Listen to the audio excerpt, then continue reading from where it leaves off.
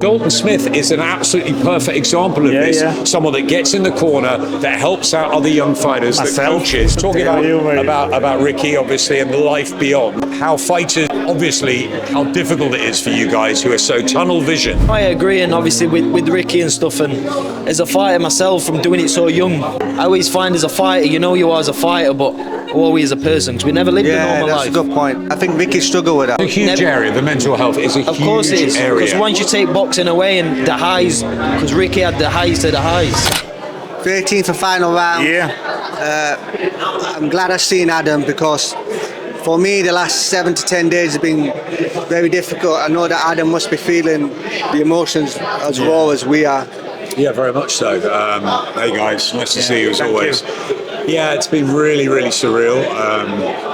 I've taken it hard, as have my family. Ricky was... we grew up together at Sky. You know, I first met him when he was maybe 16, 17 in the old Phoenix camp with Billy, and I remember him with his spiky blonde hair. And look, we rolled together, I guess, as a young reporter. And Dave came, my cameraman. The two of us were in the Hatton house every week.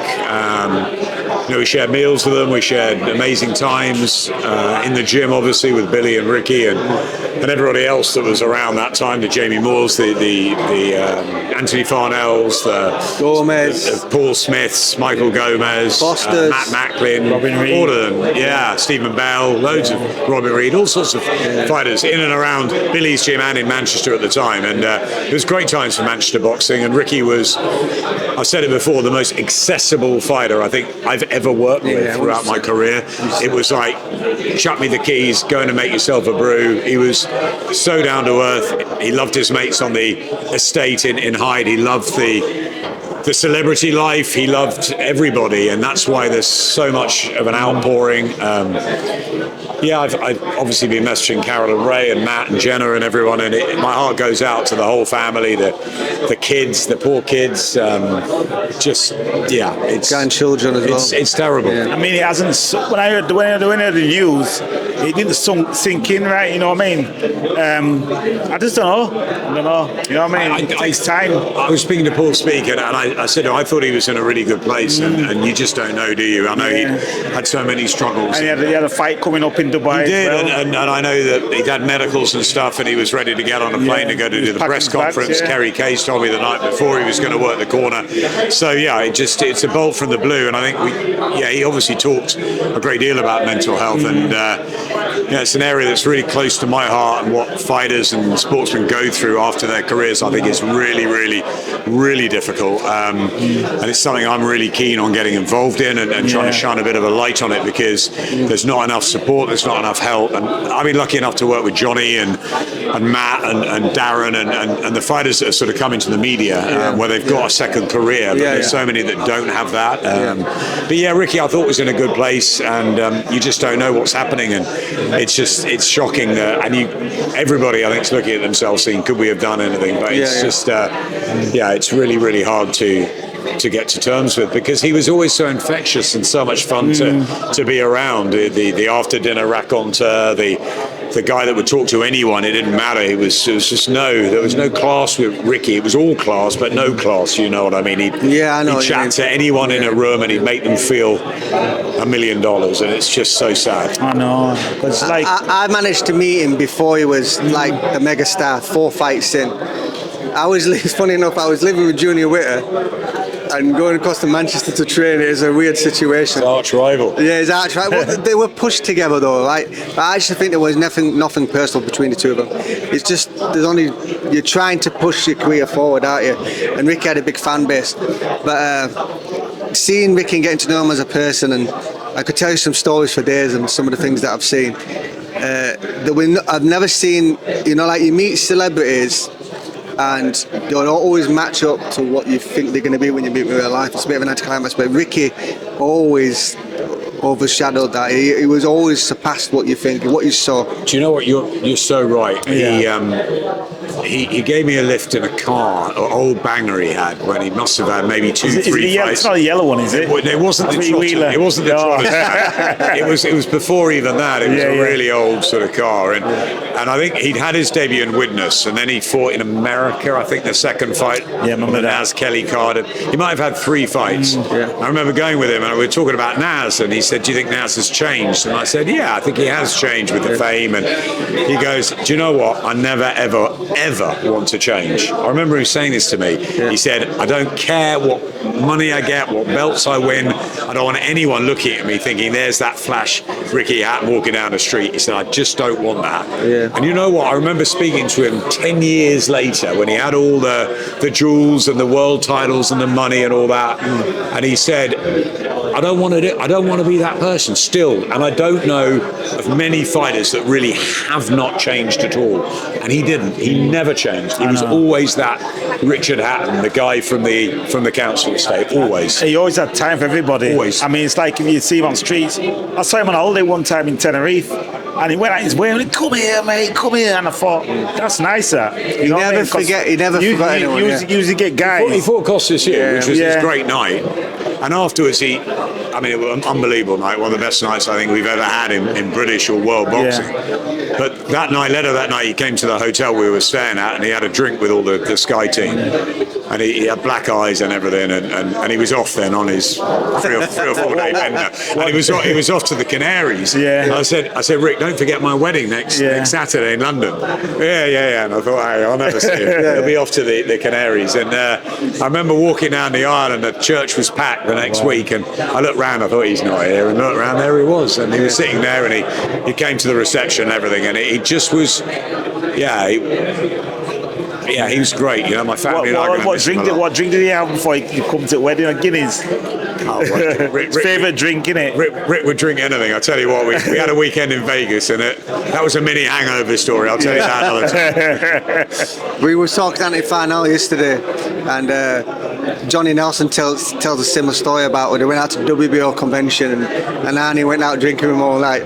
Johnny's coming out of the lift to go for a jog, and Arnie and him were struggling to get in the lift. But Arnie, the bit that Johnny didn't know, I told him today, I said, that's where the story ended for you. But Arnie told us he went and had 5 hours sleep. Then he went to Ricky's room, they wedged open with a tray, and when he went in, Ricky's there in a fire with a beer in his hand, and goes, "Where's your beer, mate?"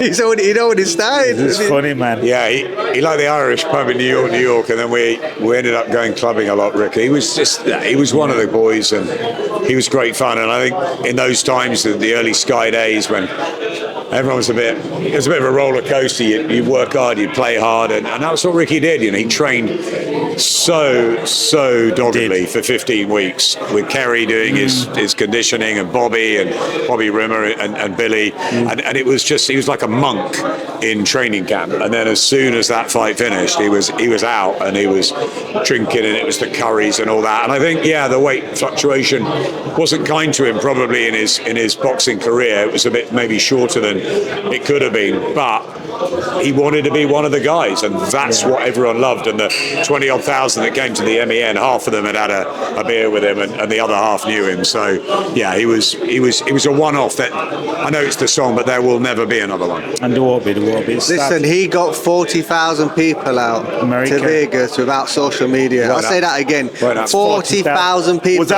that more than Carl Froch's? That was more than Carl fucking getting 40. Carl, you're not getting Carl. You're not getting 40. That media, You've got to share this to Carl because he doesn't follow us. Tell him. Even Carl, you didn't get 40,000 out there. Before social media. I know. That's like you're looking at AJ, and AJ's great, and Fury's great. Come on, man. Frank Warren did a great job with him, and they matched him well, and they built him really well. But he was also the first sort of Sky superstar, really, and built from scratch. And it was amazing watching it snowball, because he was always popular, but going for the bowlers or the sort of smaller arenas in Manchester, the Velodrome, I think we had one there, or maybe 9X that time. Then it got sort of 10,000 in the Manchester Arena, the 9X, and then the MEN. And then he got his dream at Man City. And people like Anthony Crollo were sitting in the crowd as kids. You know, they were inspired by Ricky. Knock-on effect, right? He just did. He did so much for the next generation, as well as the fighters that he was around as well. And there's a lot of heartbroken people in boxing. Really are. Yeah, trust me. It's been tough. I think I'm getting over it and I see a video. I think I get over it and I see a video. I'll be honest with you, because I'm in control of our channel. I'm struggling to move on to other content. I'm feeling like I need to keep tributing it. And I feel like the people tuning into our channel right now, they're looking for the tributes as well. And I've like you, I went to the Ben Eubank press conference the other day and I left. I didn't want to be around boxing for a few days, and now it's our first show back tomorrow, big show, GBM. Looking forward to it, obviously. You know, good top of the bill, Sean McComb, Ben Crocker, and Ticey and Ellie and Gladys Krause and Ed Hardy and Shaquille. I mean, that's going to be the fight night. It's great. It'll be a great night, but it's still that back of the head. And obviously there'll be 10 bells and a big tribute to Ricky. But yeah, it will be the first one since, and it's going to be a tough one to call, I think. I'm going with my sunglasses tomorrow. Oh yeah. Because when the Ricky thing comes on, I know I'm going to have to be on with sunglasses on. It's going to be difficult, isn't it? Do you know what it is? Boxing, Ricky's left now, so it's like boxing's like died a bit. That's why it feels like it's died a bit, because Ricky was boxing for England. You know what I mean? It's just the way he was, your mannerism, the way he fought, and everything. Paul Speak, best friend and manager, and I've spoken to him a fair bit, and his big thing is, I don't want people to forget Ricky. I want his legacy to, and I said no one will never forget ever. And look, we'll all do our little part to make sure that Ricky Hatton's legacy will live on forever, because he was a one-off, and they don't come around. It's not even every generation. Yes, AJ, Tyson Fury, big fighters, great names. Katie Taylor, so humble, beautiful person, but Ricky was Ricky, and they're just. I think the outpouring from not just the boxing world, but from music, from football, sport, just shows how much he was loved, adored, and touched. And I just wish he could see what was happening. When we talked to Ricky last, Johnny Nelson always says a thing, but every time I'm around him on a personal level, it's just something he repeats, and it's always stuck in my head. He says, because he always said it about, he knows my wife well, so he always says it about my wife. He always says, if you feel a certain way about someone, don't wait for them to die to tell them. Tell them before you know what I mean? Give the flowers. I remember when I got in front of Ricky, we were trying to get to Ricky for ages. We've got to let him. Paul, the manager, which I understand, because he's got to control Ricky's schedule. We could never get to Ricky. And then we finally got to him. We're in the toilets at the press conference, and I'm taking a pee, and then he's taking a pee to the other side, and Ricky comes between us, and I look across and he goes, how you doing like that? Like he never forgot us. Yeah. And it's been like, 15 years at this point we talked? Well, me, I wouldn't listen. When I did an interview, and I thought, I'm going to tell him, I'm going to lay it on him right now how I feel about him. And I remember telling him that I loved him and I was proud of him. And I'm proud of everything he'd done, because I felt that he knows that he's loved by the fans for the fighter. And I think he knew that. But I don't think he would know as a person how much he was loved as a person. It's a shame he's not seeing the outpouring now. He's seen up there, because the outpouring for the man. At least he's heard it. He's heard it from the horse's mouth as well, like what you said to him, you know what I mean? So he'll take that with him. He'll take that with him. Whatever you said, he'll take that with him, you know what I mean? And that's what some people haven't done. Told him that they love him, or I'm proud of you, you know? Just like... I think it's important. Yeah, it's important to say it now. And I remember doing a lot of that when he lost to Pacquiao, and telling him that, look, because he took that one really badly, and I remember saying to him, look, Mayweather, Pacquiao, they're two of the greats of all time, right? There's just you went in with them, there's no disgrace at all. And Ricky really found the Pacquiao one difficult to come to terms with, and it's like he had 45 wins out of, forget the Senchenko fight, right? 45 wins really out of 47, and 32 knockouts. An unbelievable career, a 2-8 world champion, one of the most exciting fighters Britain's ever produced, and that the light welterweight division has ever seen. And he'll always be remembered for that. And I wanted him to know how much not only he was loved as a person, but he was loved as a fighter, and what a great fighter he was. You know, so many terrific nights with Ben Taki and Ray Oliveira, the British title win over John Thaxton, and all of that. And it's a shame the Junior Witter fight never happened, because I think there was times, a bit like with Khan and Brooke, where you thought Hatton would win. There was times you thought Witter would win.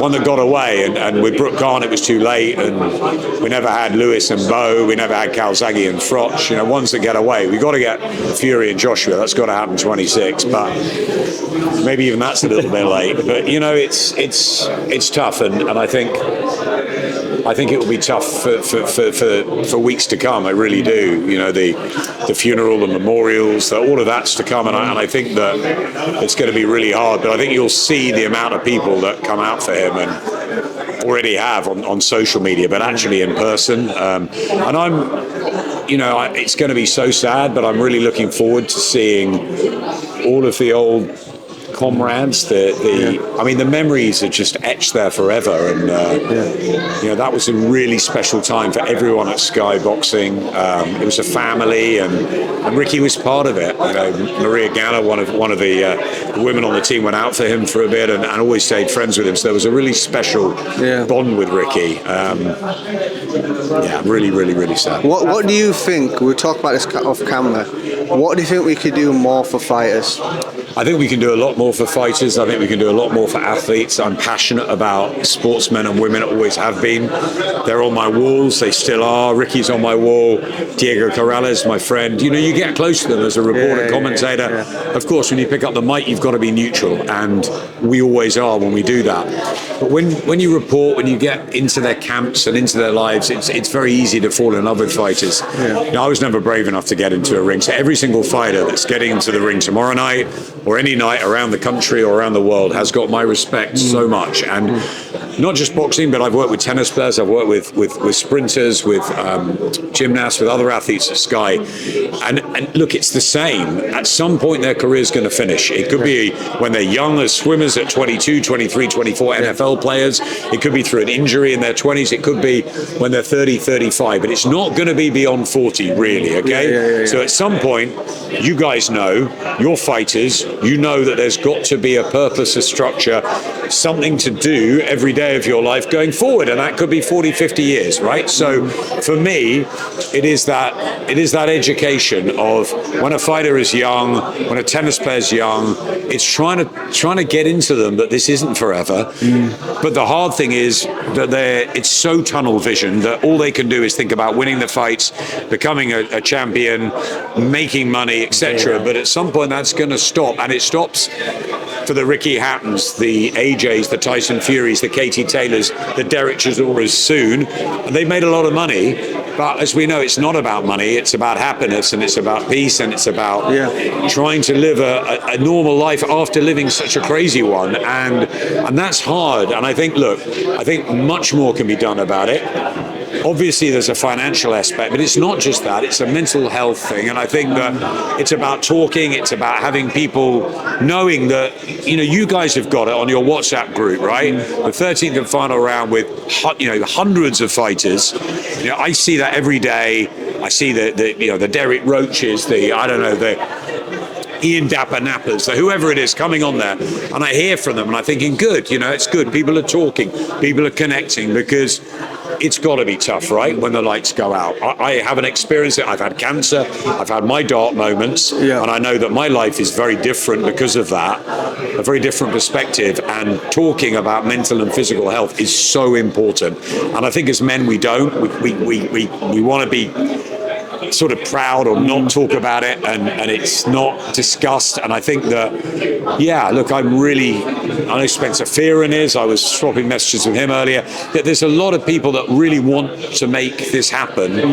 Barry McGuigan's talked a lot about, you know, different ways of a boxing group that helps. I'm sure the board want to help, but there has to be some action plans put in. And Peter Fury's doing something with boxing. Peter Fury does, and I think that, and that's brilliant. And Aki, and I think the key is that fighters or sportsmen and women know early on that there is a life beyond boxing or beyond tennis or beyond whatever, but also that there are people that want to talk that are available. And I'll certainly put my hand up and say, I'd love to help out. Well, listen, Adam, if there's anything we can do, just ask us, because we're there for it. Adam, I've got an idea, because I work in a children's home, and every week we take the kids to a therapy so they can talk about what's happened, whatever, and to prepare them. Brilliant. So why don't boxers go to therapy as well every week? Absolutely. To help, because they don't have no platform to speak out, and that just saving up in the brains. Of and course. Then after boxing,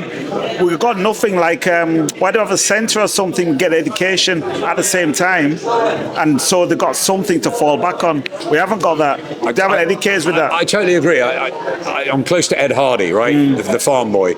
Ed is a farmer, okay? His family are farmers. So if the boxing doesn't work out, he has a career, right? With that comes the fact that he's had a family around him. He's worked hard every day of his life. So he's more mature now to go into boxing. So he goes in with an aspect that I want to be the best I can, but knowing that beyond boxing there is a pathway. And I think that, okay, not everyone has that, but I think that when they're young, the Leo Atangs, the TMA Aitons, the hot prospects that we've got, it's just telling them it's going to be hopefully a great career, but we don't know. There could be injuries, there could be setbacks, whatever. There's going to be tough moments. But beyond that, there has to be a time. Dalton, how are you? And Dalton Smith is an absolutely perfect example of this. Someone that gets in the corner, that helps out other young fighters, that coaches. He is someone that I know. We're talking about Dalton. We're talking about Ricky, obviously, and the life beyond, and how fighters, obviously, how difficult it is for you guys who are so tunnel visioned through your career, and then when it finishes at 30, 35, 40, you've got the rest of your life ahead of you. And I was just saying that people like Sonny Edwards, people like Dalton Smith, in the corners, getting around, working with other fighters, it's already giving you something to look forward to beyond your career. Yeah. No, I agree, and obviously with Ricky and stuff, and as a fighter myself, from doing it so young, you kind of feel what he gets, because I always find as a fighter, you are as a fighter, but always as a person, because we never lived a normal life. Yeah, that's a good point. We know we are as a fighter, boxing, but take boxing away. You go, who are you? It's like, well, I don't know who I am, because I've never had to be that person. It's a good point. I think Ricky struggled with that. Ricky struggled with that, and it's a huge area. The mental health is a huge area. Of course it is. Because once you take boxing away and the highs, because Ricky had the highs to the highs, and then I feel like once you take that away from you, you're trying to find your identity, and it seems like Ricky struggled with that, and I think that's why everybody's got to be supportive, because boxing's a short career and there's more to life than boxing, but I always find boxers struggle to find what's the next part of life. I couldn't agree with you more. The identity, this is a mature guy who is still a young fighter. The identity, the purpose, the structure. Johnny Nelson, his legs were gone, he couldn't fight. We gave him a job at Sky. Spencer Oliver was injured early.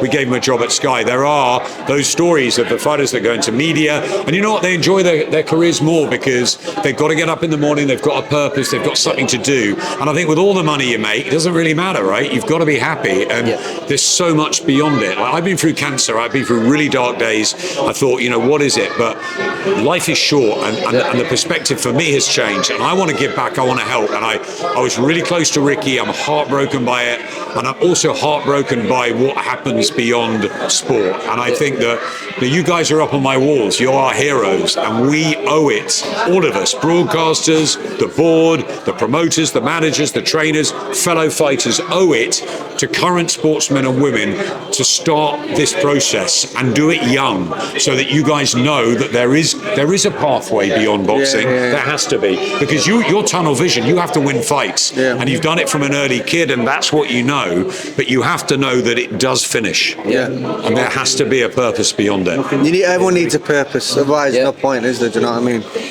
No, I agree. You're doing all the right things, Staunton. How old are you now? 21? 28.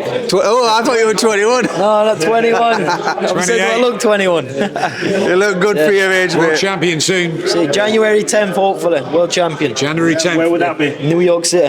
New York City. New York City. New York City, January the 10th. I've heard there's 10,000 going over in memory of Ricky, so. Do you know Let's what? go. Do you know what? There's 10,003 because we're going to be here and Andy's coming as well, so we'll all be there. Yeah, that's the plan. 40,000, yeah, you have the No. We'll work you You've got up. 30 more to go. That's I mean, What's the bigger deal? 90,000, 80,000 at Wembley or 45,000 in Vegas? I'd take 40,000 to Vegas. yeah, man. I'd say that. There was never anyone like Ricky. Never. No, I agree. There's only one. Only one Ricky Hatton. Sing Exactly. the song then.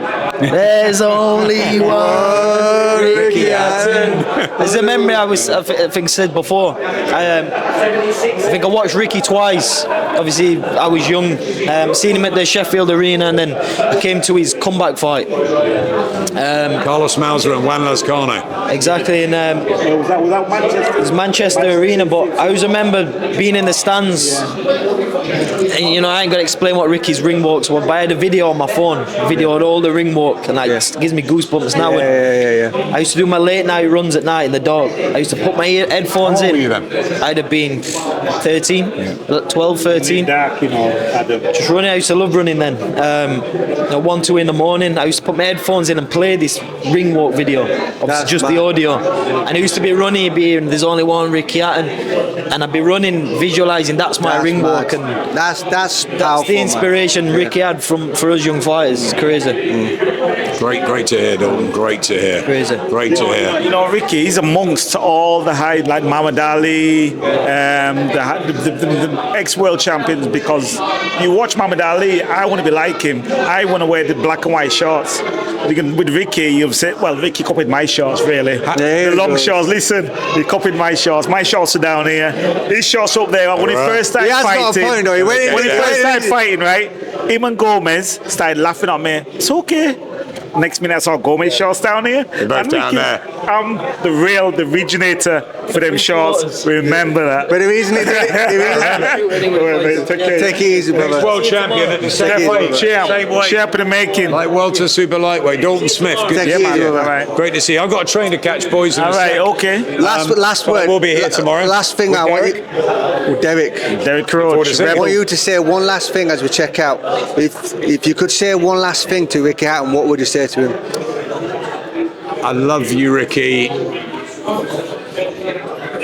I'll never forget you. I loved you as a friend, as a fighter, as an extended member of my family, really. I just loved you, Ricky Hatton. Absolutely loved you. Rest in paradise. Peace.